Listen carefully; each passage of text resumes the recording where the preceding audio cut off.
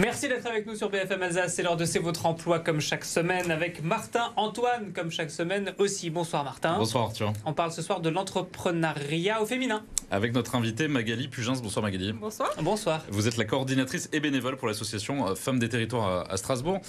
Vous, clairement, vous aidez les femmes à entreprendre. Est-ce que ça reste compliqué quand on est une femme de créer sa boîte, son entreprise ? Oui, il y a plusieurs freins quand on est une femme pour entreprendre. Le premier, c'est l'équilibre vie professionnelle, vie personnelle. Quand on doit s'occuper des enfants, se lancer dans l'entrepreneuriat qui prend du temps, qui demande de l'investissement, ça peut être un premier frein. Il y a un deuxième frein, pas les moindres, c'est obtenir un financement. Il y a des chiffres qui montrent que quand on est une femme, on obtient moins facilement un financement en France. C'est-à-dire qu'il y a un sexting, il y a des clichés qui font que les banquiers sont moins enclins à prêter aux femmes. On avait un banquier la semaine dernière, tu te souviens sur le plateau. On aurait pu le convaincre. Mais alors, en plus, c'est un cliché, c'est une fausse idée ce que vous dites, parce que quand on regarde les chiffres, dans les résultats, ça fonctionne mieux quand les femmes dirigent des entreprises, elles font des excédents avec leur boîte. Comment on explique que ces fausses idées continuent à être véhiculées ? C'est une excellente question.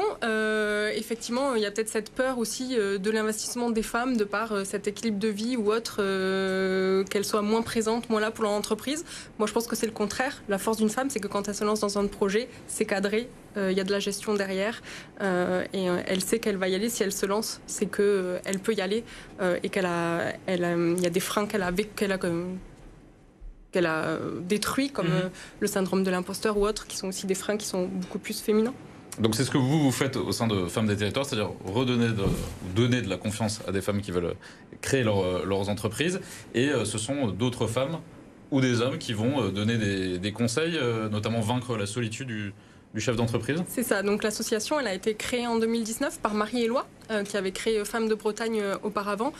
Et l'objectif de l'association, les 3 valeurs, c'est soutien, partage et authenticité. Et les 2 principaux axes de travail de l'entreprise, c'est rompre l'isolement. Ça, c'est un trait qui est féminin ou masculin. Il y a aussi beaucoup de chefs d'entreprise qui se sentent seuls.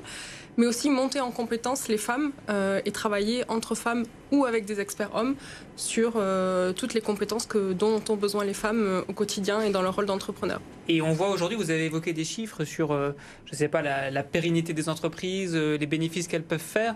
C'est pas cliché de dire aujourd'hui, vous mettez toutes choses égales par ailleurs, une femme ou un homme à la tête d'une entreprise, elle va être gérée différemment et mieux par une femme que par un homme ? Ça, c'est les études qui le démontrent, ou qui ont été faites en France, en tout cas, qui ont montré ces chiffres-là.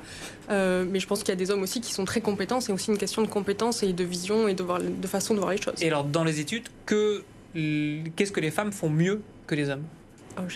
J'ai pas accès à ces études et j'ai pas les chiffres. C'est pas non plus le but de l'association. Ouais. L'association, c'est vraiment de se concentrer sur la montée en compétence des femmes qui veulent entreprendre, plutôt que travailler sur ces inégalités. Sans doute bonne gestionnaire, enfin c'est ce qu'il apparaît un petit peu quand on regarde les différentes études. Vous proposez des ateliers donc à la fois en numérique et en présentiel, parce que quand on est seul chez soi, il n'y a pas forcément à ce moment-là un atelier en présentiel qui est organisé. On peut aller sur votre site internet. C'est ça. Pour moi, la force de Femmes de Territoire, c'est de proposer ce double format, entre guillemets. Il y a un format local où on peut se rencontrer en local entre femmes, avec 6 antennes en Alsace.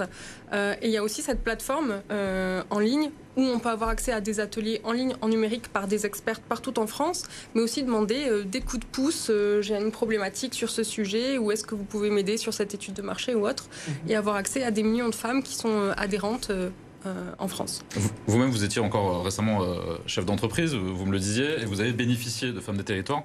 Quel est le meilleur conseil qu'on vous a donné dans l'association ? Moi, le meilleur conseil qu'on m'ait donné, c'est surtout ne reste pas seul et sois entouré. Et c'est ce que j'ai trouvé avec le réseau Femmes de Territoire.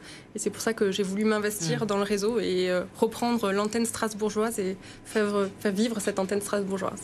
Est-ce qu'il y a des domaines d'activité que les femmes privilégient quand elles choisissent de s'engager dans un business par rapport aux hommes? Alors ça peut être vraiment très varié. Je pense que c'est surtout l'appétence et les missions qu'une femme veut porter. On a une personne qui fait du e-commerce. On a 2 femmes qui sont dans le numérique et dans l'e-commerce, enfin 3 femmes même dans le e-commerce et dans le numérique en Alsace.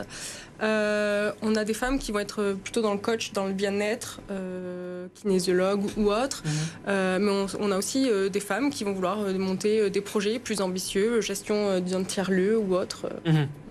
On avait fait une émission Alsace Politique sur, sur le monde de l'entreprise et les femmes, et c'est vrai qu'on s'éloignait petit à petit des univers typiquement, je mets beaucoup de guillemets, féminins, du soin, de la santé, etc. Et tout ça est en train de changer. Merci beaucoup.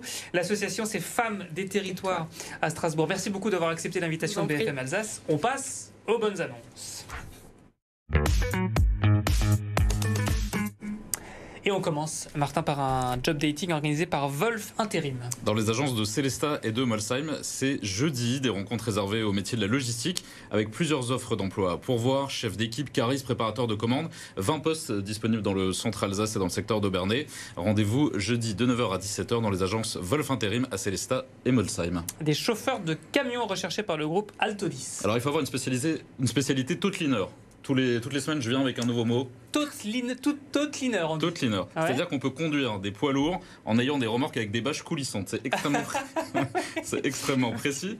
Vous avez aussi une spécialité ADR, c'est-à-dire l'occasion de transporter des déchets dangereux. Vous effectuerez des trajets depuis Village-Neuf vers la Suisse et l'Allemagne. Vous devez avoir évidemment le permis poids lourd, une expérience dans le transport de marchandises. Ce sont des CDI et pour envoyer votre CV, direction le site altodis.fr. Et on termine avec la police nationale qui recrute des policiers adjoints dans le Bas-Rhin. Voilà, vous serez affecté à la sécurité publique, vous aurez pour mission la sécurité générale en appui avec Police Secours. Vous pourrez postuler en tant que policier adjoint à la police aux frontières, mais aussi à la CRS autoroutière. Les sélections sont ouvertes à tous. Il s'agit de contrats à temps plein en CDD de 36 mois, renouvelables une fois. Vous débutez à 1 488 € net et vous pouvez vous inscrire sur policenationale.gouv.fr. Il a laissé son camion avec bâche coulissante en double fil. Ouais, faut que j'y aille là. Merci beaucoup. Merci Arthur. À la semaine prochaine.